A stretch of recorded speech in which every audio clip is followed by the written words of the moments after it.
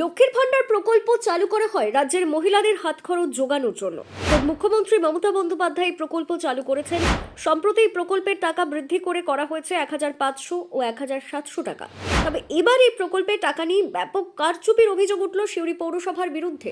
এমনকি ঘটনায় তৃণমূল প্রার্থী অর্থাৎ সিউড়ি পৌরসভার চেয়ারম্যান উজ্জ্বল চ্যাটার্জির প্রার্থী পদ বাতিলের দাবিও তুলেছেন সিউড়ি বিধানসভার বিজেপি প্রার্থী জগন্নাথ চ্যাটার্জির অভিযোগ, কারচুপি করে যারা আসল প্রাপ্য তাদের টাকা আটকে রেখে কিছু মুষ্টিমেয় মহিলাদের হাতে অল্প বিস্তর টাকা তুলে দেওয়া হচ্ছে।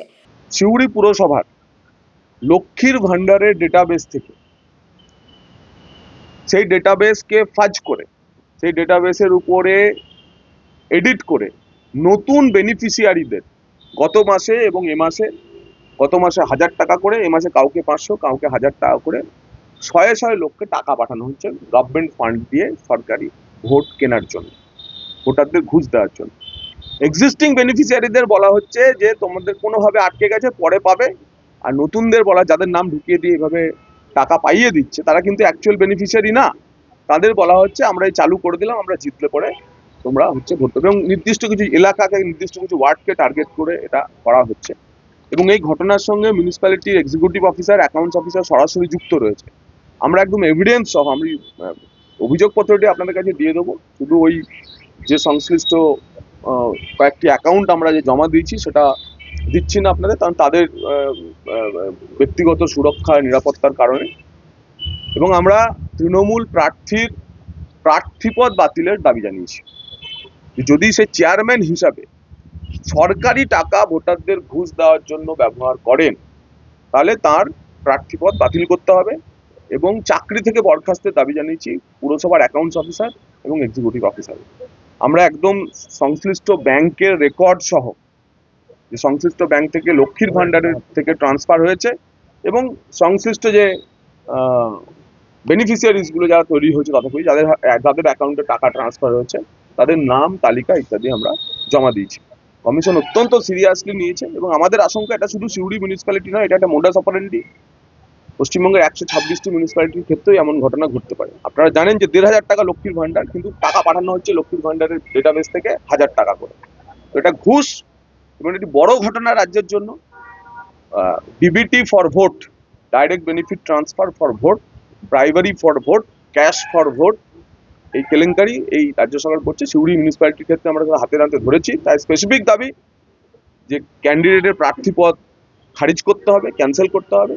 এবং যে দুই অফিসারের সঙ্গে, কারণ লক্ষ্মীর ভান্ডারের ডেটাবেস পুরসভার এক্সিকিউটিভ অফিসারের হাতে থাকে, তো রেসপন্সিবিলিটি তার, তো তাকে বরখাস্ত করতে হবে। এবং অ্যাকাউন্টস অফিসার যেহেতু ফান্ড ডাইভার্ট করতে তিনিও নিশ্চয়ই সহায়তা করেছেন, অ্যাকাউন্টস অফিসারকে বরখাস্ত করতে হবে। তবে বিষয়টি সম্পূর্ণ অবান্তর। যিনি অভিযোগ করেছেন তিনি জানেনই না নিয়ম কানুন। তার পায়ের তলার মাটি সরে গিয়েছে বলেই পাগলের প্রলাপ বকছেন, এমনটাই দাবি করেছেন তৃণমূল প্রার্থী তথা সিউড়ি পৌরসভার চেয়ারম্যান উজ্জ্বল চ্যাটার্জি। প্রথম কথা, উনি পৌরসভার সম্বন্ধে আগেও দুবার একটা কমপ্লেন করেছিল, ভেগ কমপ্লেন, যেগুলো অবাস্তব, কোনো ভিত্তিহীন। যেটা একবার করেছিল আগে, আপনার মিডিয়ার মাধ্যমে সবাই জেনেছিল। তো আজকে যে কমপ্লেনটা করেছে, প্রথম কথা হচ্ছে উনি জানেনই না মিউনিসিপ্যালিটির ফাংশনটা, লক্ষ্মী ভান্ডারের টাকাটা এটা পোর্টালের মাধ্যমে আসে, ডাইরেক্ট বেনিফিশিয়ারি অ্যাকাউন্টে আসে। প্রথম কথা, এসবিআই যে অ্যাকাউন্টটার কথা বলছেন, আমাদের যে ফিনান্স অফিসার বা এক্সিকিউটিভ অফিসার তারা চেক অপারেট করে। তারা আমাদের যে এখানে রিটার্নিং অফিসার আমাদের এসডিও সাহেব আছে, ফোন করেছিল, লিখিত দিয়েছে, অবজারভার রামপাটা অলরেডি ওনারা চলে গেছেন। এইটা হচ্ছে ভিত্তিহীন, সেটা দেখতে পাবেন।